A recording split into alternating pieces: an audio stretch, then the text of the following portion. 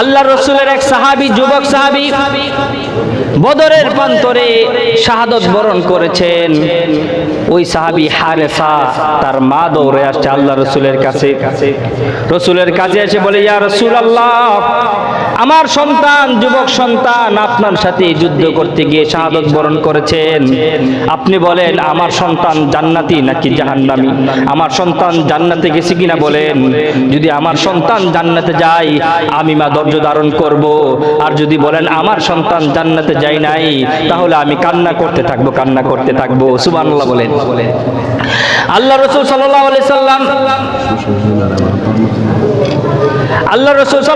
সাল্লাম বলেন, ও মা শুনেন, আপনার সন্তান শুধুমাত্র জান্নাতে যায় নাই, আল্লাহ তাআলা এই মুজাহিদের জন্য জান্নাতুল ফেরদাউসের ব্যবস্থা করে দিয়েছেন। সুবহানাল্লাহ বলেন। রাসূল সাল্লাল্লাহু আলাইহি সাল্লাম বলেন, ও আমার উম্মতেরা, তোমরা যখন জান্নাতের জন্য দোয়া করবে তখন দোয়া করার সময় দোয়া করবে আল্লাহ যাতে তোমাদেরকে জান্নাতুল ফেরদাউস নসিব করে দেন। সুবহানাল্লাহ বলেন। রাসূল সাল্লাল্লাহু আলাইহি সাল্লাম বলেছেন, তোমরা যখন দোয়া করবে, দোয়া করার সময় শুধুমাত্র জান্নাতের জন্য দোয়া করবে না, বলবে আল্লাহ তুমি আমাকে সর্বোচ্চ জান্নাতুল ফেরদাউসটা দান করো। সুবহানাল্লাহ বলেন। চাই থেকে কম চাই লাভ আছে? চামু যখন একবার বেশিটাই চাই, ঠিক কিনা বলেন? রাসূল সাল্লাল্লাহু আলাইহি সাল্লাম বলেন, জান্নাতুল ফেরদাউস পুরা জান্নাতের মাইজ বরাবর সর্বোচ্চ স্থানে যে জান্নাত আল্লাহ তাআলা সৃষ্টি করেছেন সেই জান্নাতের নাম হলো জান্নাতুল ফেরদাউস। সুবহানাল্লাহ বলেন। এই জান্নাতের উপরে হলো আল্লাহ তাআলার আরশ, এর উপরে আরশ, এর উপর আর কিছু নাই। আল্লাহর আরশটা জান্নাতুল ফেরদাউসের একেবারে সন্নিকটে। এজন্য রাসূল সাল্লাল্লাহু আলাইহি সাল্লাম বলেছেন, তোমরা যখন জান্নাত চাইবা জান্নাতুল ফেরদাউস চাইবা। প্রিয় হাজিরিন, জান্নাতুল ফেরদাউস যদি আমরা যেতে চাই আমাদের 7টা আমল করতে হবে, 7টা কাজ করতে হবে। এই 7টা কাজ বলে আজকে আলোচনা শেষ। আগামী জুমাতে ইনশাআল্লাহ জান্নাতের কি কি নিয়াজ নিয়ামত আমরা ভোগ করব, জান্নাতে যারা যাবে এদের ব্যাপারে আলোচনা করা হবে। আমরা যদি জান্নাতে যেতে চাই, জান্নাতুল ফেরদাউসে আমাদের 7টা আমল করতে হবে। এর মধ্যে 1 নম্বর আল্লাহ তাআলা বলেন, আল্লাযীনা হুম ফি সালাতিহিম খাশিউন। সূরা মুমিনুনের 2 নম্বর আয়াত আল্লাহ বলেন, যারা জান্নাতুল ফেরদাউসের মেহমান হবে তাদের 1 নম্বর কাজ হবে আল্লাযীনা হুম ফি সালাতিহিম খাশিউন। তারা ওই বান্দা জান্নাতি ফেরদাউসের অধিকারী হবে তারা যারা দুনিয়াতে বিনয়ের সাথে নামাজ আদায় করে। সুবহানাল্লাহ বলেন। বিনয়ের সাথে নামাজ আদায়, খুশুর সাথে নামাজ আদায়, মানে নামাজ আদায় করতেছেন কোনো খেয়াল নাই, ইমামে কি পড়ে তার কোনো খবরই নাই। যদি জিজ্ঞাসা করি কোন সূরাটা পড়ছি, মনে করে সূরা ফাতিহা পড়লাম, আলাম তারা সূরা পড়লাম, ইন্না তাইনা সূরা পড়লাম, এগুলো তো একবারে সহজ, তাই না? যদি নামাজের পরে জিজ্ঞাসা করি 100 জন মানুষের মধ্যে 80 জন মানুষই বলতে পারবে না যে নামাজে ইমাম সাহেব কি সূরাটা পড়ছে। তাহলে এই নামাজটা খাশিউন নামাজ নয়। আল্লাহ তাআলা যে বলেছেন জান্নাতুল ফেরদাউসের মেহমান হবে যারা আল্লাযীনা হুম ফি সালাতিহিম খাশিউন, যারা বিনয়ের সাথে নামাজ আদায় করে। নামাজটা একমাত্র আল্লাহর জন্য হতে হবে। এইভাবে যারা নামাজ আদায় করে, দুনিয়ার মানুষকে দেখানোর জন্য নয়, একবার ছটফট করে মুনাফিকের মতো আইলাম, একটা ঠুকুর দিলাম, আবার চলে গেলাম। অনেক মানুষ এমন আছে নামাজে আসে সবার পরে, চলে যায় সবার আগে, আবার গরির দিকে এইভাবে তাকাইতে, মানে 5-50 সেকেন্ড হয়ে গেছে, 56, 57, 58, 59, এরপরে 60 হলে ফুল টাইমটা হবে। 5 সেকেন্ড আগে থেকে অনেকে দাঁড়ায় থাকে, মানে ইমাম সাহেব পিছনে দাঁড়ায় আছে, আমি যদি আগে দাঁড়ায় যাই ইমাম সাহেব 3-4 সেকেন্ড আগে আইনে দাঁড়া করানো যাবে, তাড়াতাড়ি নামাজটা শেষ করে আমাকে চলে যেতে হবে এখান থেকে। এরকম মানসিকতাও আমাদের অনেকের আছে। অথচ নিয়ম হলো ইমাম এসে দাঁড়াবে, এরপরে পিছনে মুসল্লিরা দাঁড়াবে, এর আগে দাঁড়ানোর কোনো সুযোগ নেই। আমাদের তো এখন কোনো আইন কানুন চলে না, যা আমাদের চলে শুধু ক্ষমতা। আমার এখানে ক্ষমতা আছে, অন্য কারো কোনো কিছু চলবে না। ইসলামিক বিধি বিধান পালন করার মানসিকতা আমাদের একেবারেই নেই। এজন্য নামাজটা হতে হবে বিনয়ের সাথে। আমি যখন মসজিদে প্রবেশ করি, মসজিদে প্রবেশ করার পর আমার একটা পরিচয় হবে, সেটা হলো আমি আল্লাহর গোলাম। এর বাইরে আমার আর ভিন্ন কোনো পরিচয় নাই। প্রধানমন্ত্রী তারেক রহমানও যদি ভিতরে প্রবেশ করে, তার এই মানসিকতা নিয়ে সে নামাজ পড়তে হবে, তাহলে তার নামাজ কবুল হবে না। বাংলাদেশের সবচেয়ে ক্ষমতা ধরতো এখন প্রধানমন্ত্রী তারেক রহমান, ঠিক না?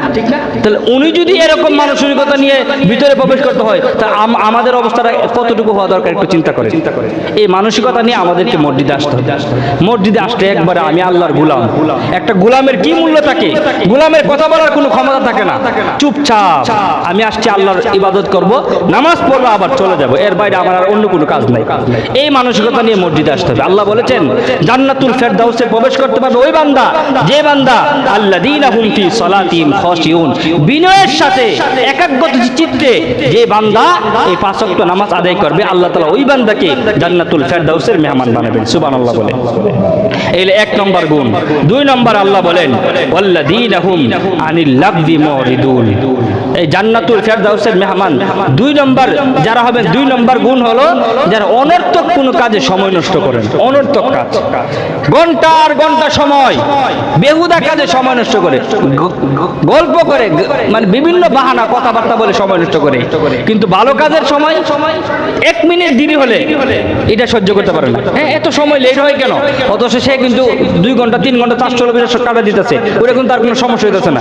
কিন্তু মসজিদের মধ্যে 1 মিনিট দেরি হলে তখন সমালোচনা, 400 সমালোচনা, খালি দেরি করে 5 মিনিট 10 মিনিট দেরি করে এই যে আলোচনা শুরু হয়ে যায়। তাহলে ইমানদার যারা জান্নাতুল ফেরদাউসে প্রবেশ করবে তাদের 2 নম্বর গুণ হবে ওয়াল্লাযীনা হুম আনিল লাগবি মুরিদুন, অনর্থক কোনো কাজ করবে না। আপনার যদি মনে হয় ওইখানে বসলে আমার অনর্থক সময় নষ্ট হবে, চলে আসেন, চা খাবার দরকার হচ্ছে 5 মিনিট চা খেয়ে চলে আসেন, 5 টাকা বিল দিয়ে দেন, চা খেয়ে আপনি আপনার বাড়িতে চলে গিয়ে ঘুমাই থাকেন, ঘুমাই থাকলে লাভ আছে।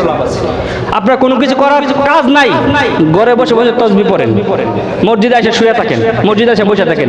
মসজিদে কেউ আছে যদি বসে থাকে, নামাজ পড়ার জন্য 10 মিনিট আগে এসে সে মসজিদে বসে আছে, কিছুই করতেছে না, একবার জবান বন্ধ, কোনো জিকিরও না, কোরআন তেলাওয়াত না, কিছুই না, শুধুমাত্র মসজিদে এসে সে বসে আছে, নামাজ পড়বে। যতক্ষণ বসে থাকবে রাসূল বলেছেন প্রত্যেকটা সেকেন্ডে সেকেন্ডে নামাজের সব তার আমল নামায় দান করবে। সুবহানাল্লাহ। তাহলে অনর্থক কাজ করা যাবে না, তাহলে জান্নাতুল ফেরদাউসে যাওয়া যাবে। 3 নম্বর আল্লাহ বলেন ওয়াল্লাযীনা হুম লিয-যাকাতি ফাইলুন, যাদের উপর যাকাত আল্লাহ তাআলা ফরজ করেছেন, দান সদকা করার ক্ষমতা আল্লাহ তাআলা দিয়েছেন, ওরা যদি যাকাতটাকে ঠিকভাবে আদায় করে আল্লাহ তাআলা তাদেরকে জান্নাতুল ফেরদাউসে প্রবেশ করাবেন। সুবহানাল্লাহ বলেন। 4 নম্বর ওয়াল্লাযীনা হুম লিফুরুজিহিম হাফিজুন, যারা নিজের লজ্জাস্থানকে হেফাজত করবে, এটাকে খারাপ কাজে ব্যয় করবে না, সে গুনার কাজ থেকে বিরত থাকবে, আল্লাহ তাআলা তাদেরকে জান্নাতুল ফেরদাউসে প্রবেশ করবেন। সময় যেতে একবার বলবো, শুধুমাত্র অর্থটা বলে দিতেছি। 5 নম্বর আল্লাহ বলেন ওয়াল্লাযীনা হুম লিআমানাতিহিম ওয়া আহদিহিম রাউন। 5 নম্বর এবং 6 নম্বর একই আয়াতের মধ্যে আল্লাহ বলেছেন যারা আমানতকে সঠিকভাবে রক্ষা করে। আপনার কাছে আমার আমানত থাকতে পারে, আমার কথা আপনার কাছে আমানত থাকতে পারে, আমার কাজ আপনার কাছে আমানত থাকতে পারে, আমি আপনার কাছে কোনো একটা জিনিস দিয়েছি আমানত, এটাকে যদি সঠিকভাবে আপনার আমানতটাকে ফিরিয়ে দেন আল্লাহ তাআলা আপনাকে জান্নাতুল ফেরদাউসে প্রবেশ করাবেন। সুবহানাল্লাহ বলেন। আজকে আমরা কথার আমানত রক্ষা করতে পারি না, জিনিসের আমানত রক্ষা করতে পারি না। আমি খুব মহাব্বত মনে করে, আমার প্রিয় মনে করে আমি একটা গোপন কথা তাকে বললাম, সে কথা সারা দুনিয়া প্রচার করে দিছে, তাহলে সে কি করলো না? আমানত রক্ষা করলো না, সে মুনাফিকের মতো আচরণ করলো। এই কাজটা করা যাবে না। যারা জান্নাতুল ফেরদাউসে যাবে তারা আমানতকে রক্ষা করবে।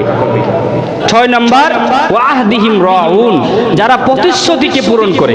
আপনি একটা প্রতিশ্রুতি দিয়েছেন যে আমি এই কাজটা করব, আমি তুমি আমার কাছে 10,000 টাকা পাও, আমি আগামী শনিবারে দিয়ে দিব, এই প্রতিশ্রুতি আপনাকে আমি দিলাম, তাহলে প্রতিশ্রুতিটাকে রক্ষা করতে হবে, তাহলে আপনি জান্নাতুল ফেরদাউসে প্রবেশ করতে পারবেন।